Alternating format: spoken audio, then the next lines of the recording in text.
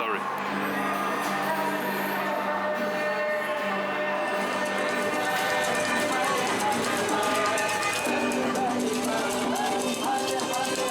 Istanbul. Entre Orient et Occident, elle est la ville aux 1000 couleurs, la ville aux 1000 odeurs. On en a très bon des épices doutées, camembert, croissant pour la belle-mère. C'est donc de l'autre côté du Bosphore que nous avons passé ces derniers jours, durant lesquels nous en avons profité pour reprendre des forces. Mais pas que.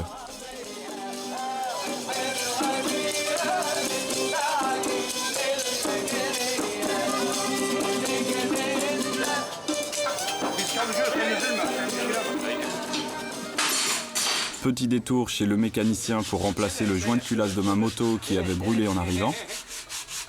Et l'enregistrement du 6e titre de l'album dans une école de réfugiés arméniens.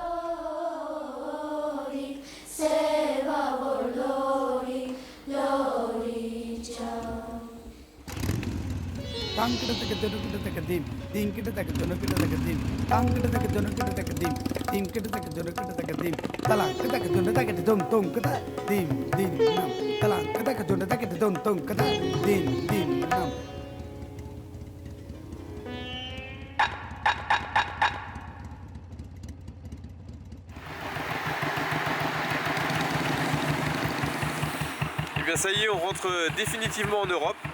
La frontière est à 50 mètres et on entre en Bulgarie.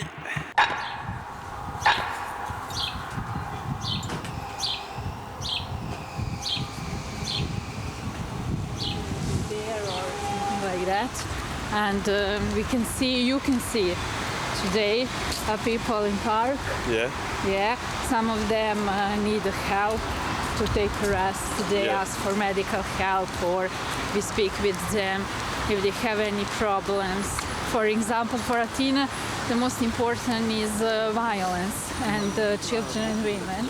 And help the women. Nous voici en Serbie, à Belgrade, où nous rencontrons Athina, une ONG qui se bat au quotidien contre le trafic humain et la violence sur les femmes et enfants. Nous suivons l'équipe jusqu'au parc de la ville, qui est en quelque sorte la plaque tournante de ce trafic. C'est à la fois le point d'arrivée de ces milliers de réfugiés, la plupart fuyant leur terre en guerre au Moyen-Orient, et le point de rencontre avec les passeurs.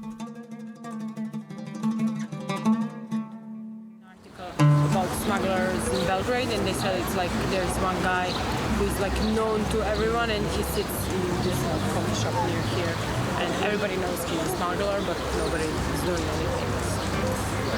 If you want to have the, and all of these people have the information, they all find smuggler. If they have money, they will find it today. It's not a problem. So they all have the information.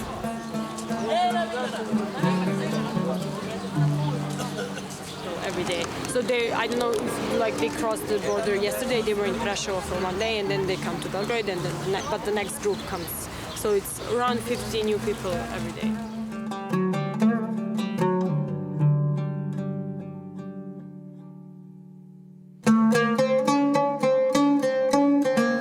The deal is that they walk through Bulgaria or Macedonia, and then since they enter the border, they allow them to enter some closed car or something and like just end up here. So they ask where we are, and we told them it's Serbia, you're still in Belgrade. Like it's that much difficult. They don't know actually where they are.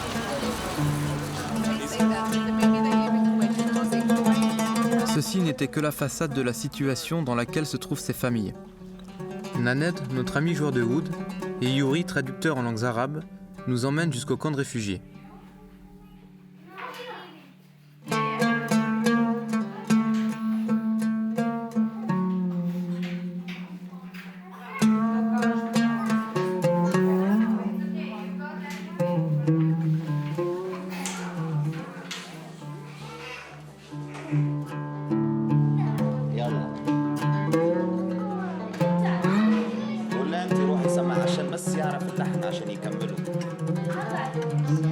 La majeure partie des enfants du centre sont littéralement déboussolés. Arrivés la veille depuis la frontière Macédoine-Serbie, ils ont dû, pour beaucoup d'entre eux, se séparer de certains membres de leur famille, rester bloqués pour manque d'argent ou de problèmes avec les passeurs.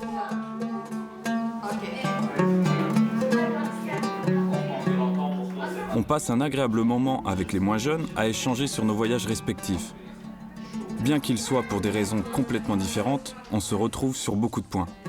Où serons-nous demain? Que mangerons-nous? Trouverons-nous un toit pour dormir au chaud et au sec? On n'en sait rien.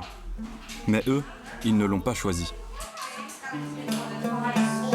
Yuri nous présente à ces jeunes Irako-Syriens pour la plupart et leur propose un éventuel enregistrement. Mais l'envie n'est pas là. Je crois que notre projet est bien loin de leur réalité quotidienne. Nous l'entendons parfaitement. L'enregistrement cette fois-ci ne sera pas musical, mais fait d'écoute, de sourires, de discussions et de jeux.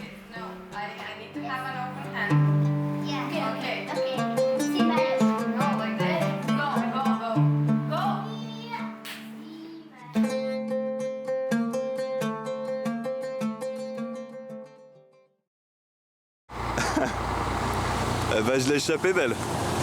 Je viens de me prendre une gamelle là sur la route. Ça aurait pu être bien pire. Là, j'ai rien du tout à part une petite égratignure ici. La moto a vraiment volé et elle a fait un tonneau. S'est retrouvée sur le nez puis sur le dos. Et voilà, moi je suis resté par terre. Et je suis bien tombé à cause de ce chantier là, un peu à la con. La route, elle a été scalpée.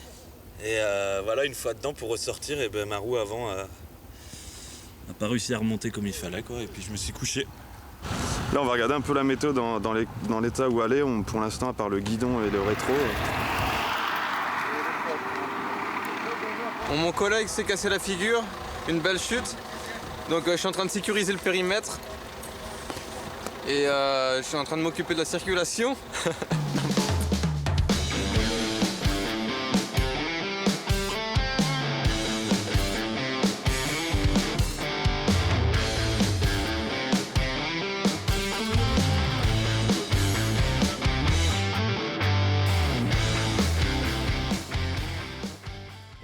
Et tout, Donc tu nous emmènes où, Yvan, là?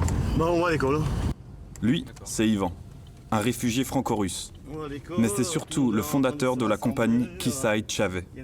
Cette association fondée en 2000 fournit un cursus scolaire général et artistique aux jeunes Tsigans issus de bidonvilles dans l'est de la Slovaquie. Donc voilà, c'est quelque chose qu'on joue. C'est pas trop mal, mais c'est pas grand. C'est petit, donc on peut pas augmenter les effectifs. C'est quoi combien de personnes d'élèves? On a 70, on a 4 classes, donc 70 élèves. C'est vraiment limité.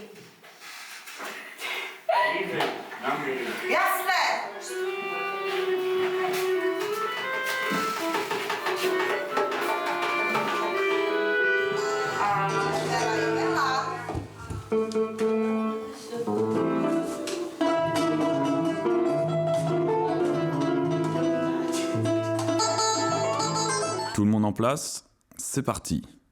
3, 4. Ah ouais, quand même.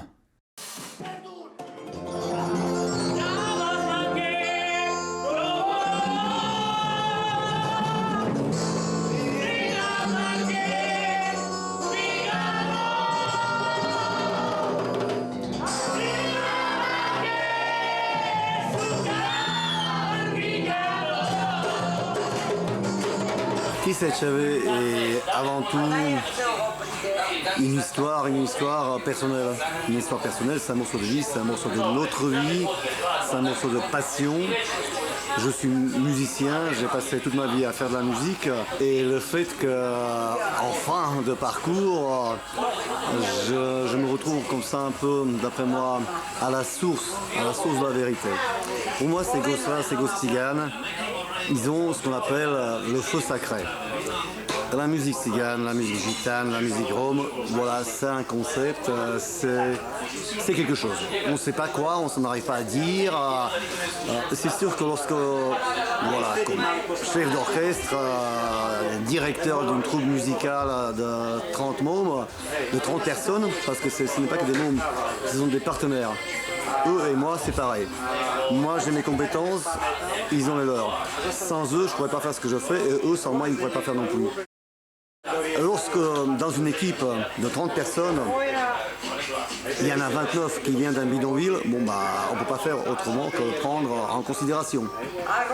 Donc ça va d'une paire de pompes pour 4, ça va d'une source d'eau pour 2000 personnes, etc., etc. Bref, on a une réalité qui est telle qu'elle est, on ne peut pas faire semblant de ne pas l'avoir.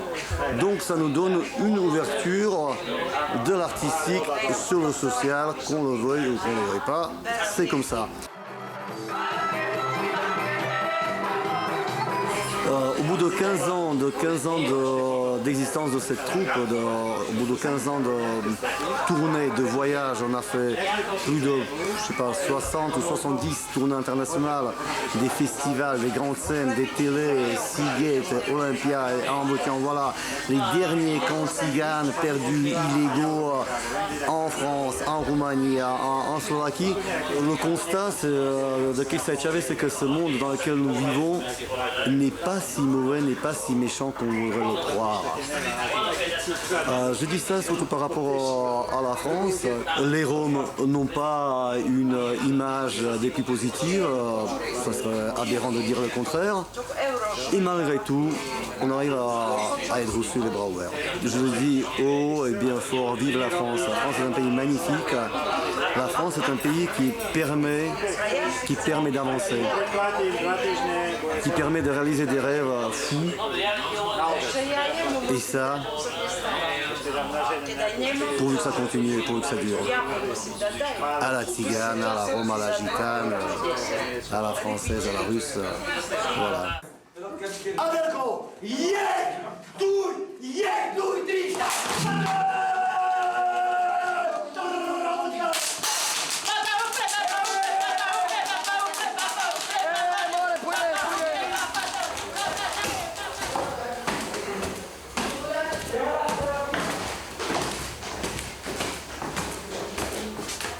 Alors cette répétition, Yvan?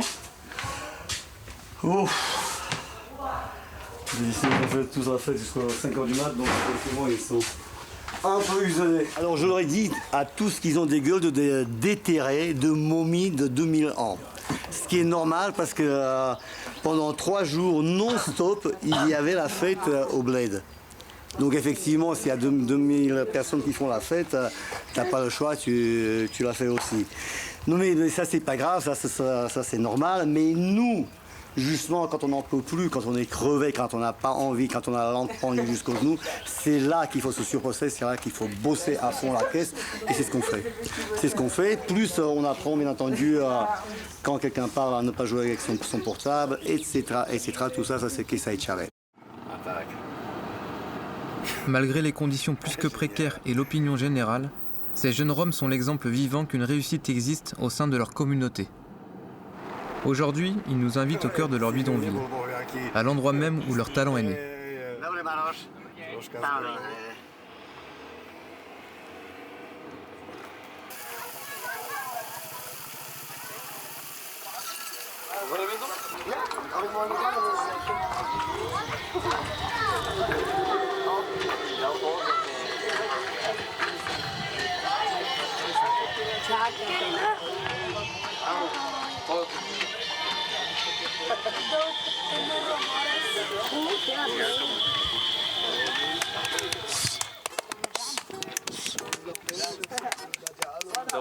Dobby.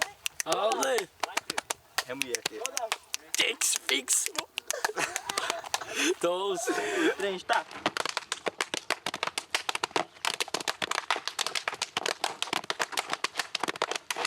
Tek, bum, trem. Magyar, Maďarský ma využil. Pojď jaký to maďarský. Maďarský to maďarský. Já chtěl nadělám.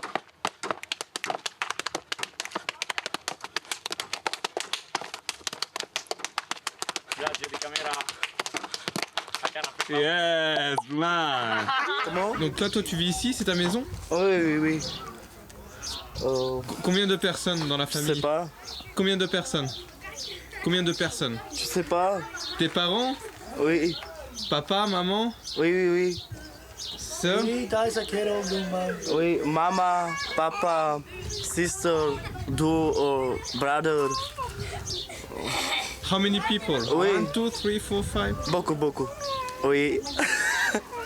Tu nous fais visiter un petit peu ta maison? Oui. Tu nous fais visiter? Tu nous montres? Ok. Ok. Oui, mama. Mama? Oui. Hello, mama.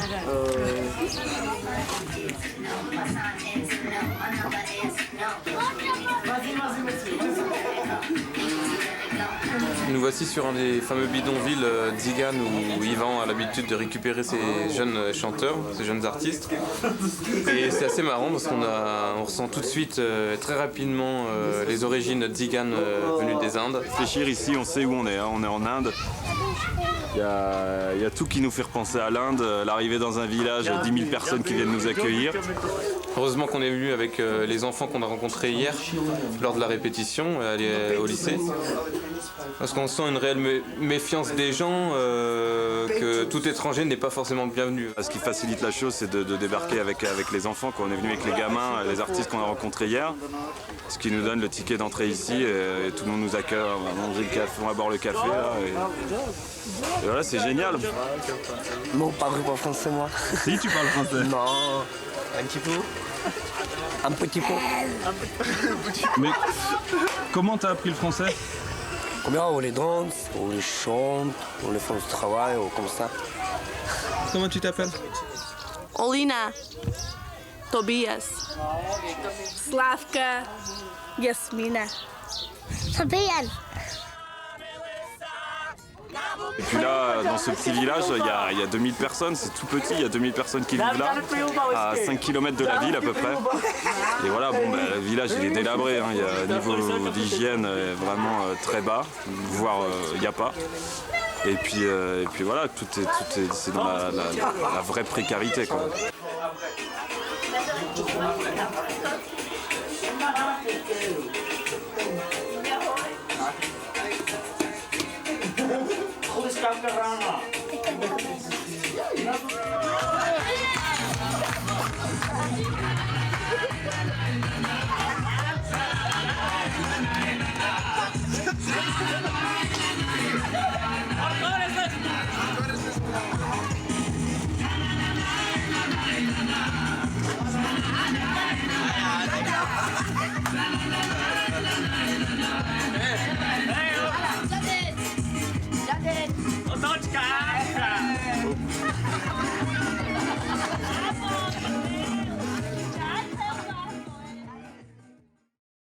L'heure tourne. Il est temps de reprendre la route. Ce soir, nous faisons escale en pleine campagne.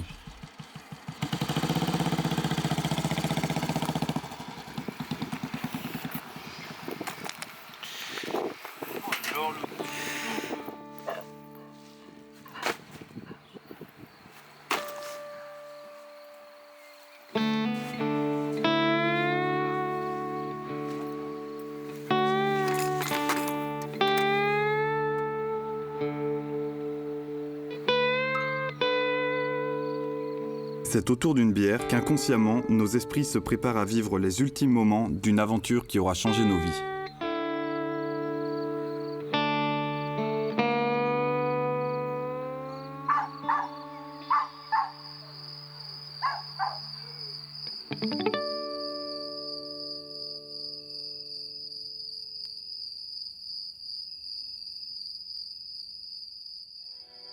Ce matin, nous savons pertinemment que nous nous apprêtons à vivre les derniers instants de ce voyage qui se termine aujourd'hui comme une leçon de vie.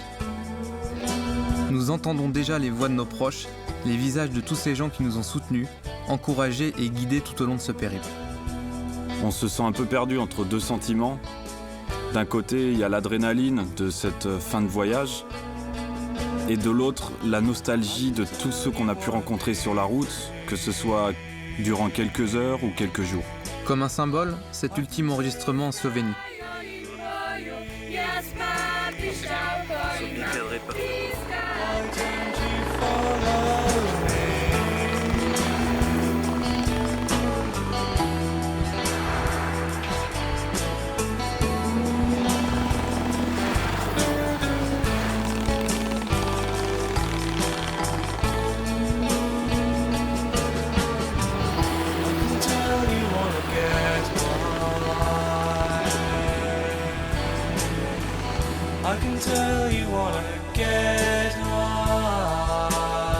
Petit passage à Venise pour le fun.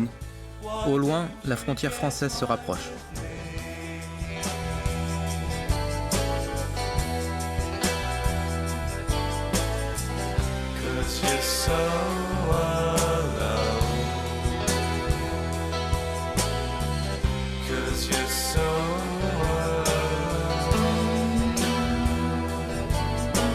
La France, on y est. Putain, on l'a fait quoi. Et regarde-toi, on dirait que t'as gagné le Grand Prix de Monaco. Tu t'es vu toi, en pleine crise d'épilepsie? Enfin bon, on y est. De retour en France, sur nos terres d'origine.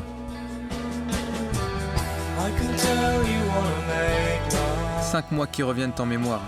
Kaveri, Taklif, Nika, Hassan, Ivan, Delhi, Katmandou, Bishkek, Samarkand, Istanbul, les neiges kirghizes, les hauts plateaux ouzbeks, les steppes kazakhs. Tant de climats extrêmes, des cultures différentes. Ces foutues pannes de bécane, ce putain d'embrayage. Ces galères administratives. Ce froid, cette neige, cette flotte, ces tempêtes. Ces nuits passées tous les deux, ces prises de tête. Et aujourd'hui mec, on est au mois de juin, c'est les vacances, il y a le soleil, et nos foutues bécanes sont encore entre nos mains. On l'a fait.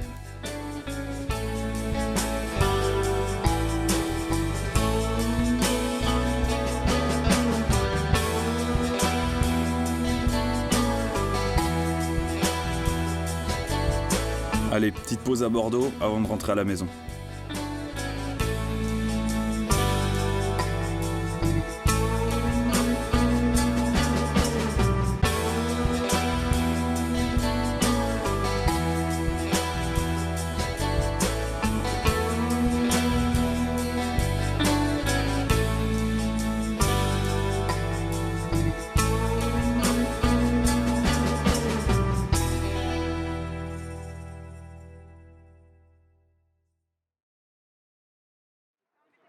Quand nous nous sommes levés ce matin sur le port de La Rochelle, nous savions que ce serait pour un jour particulier.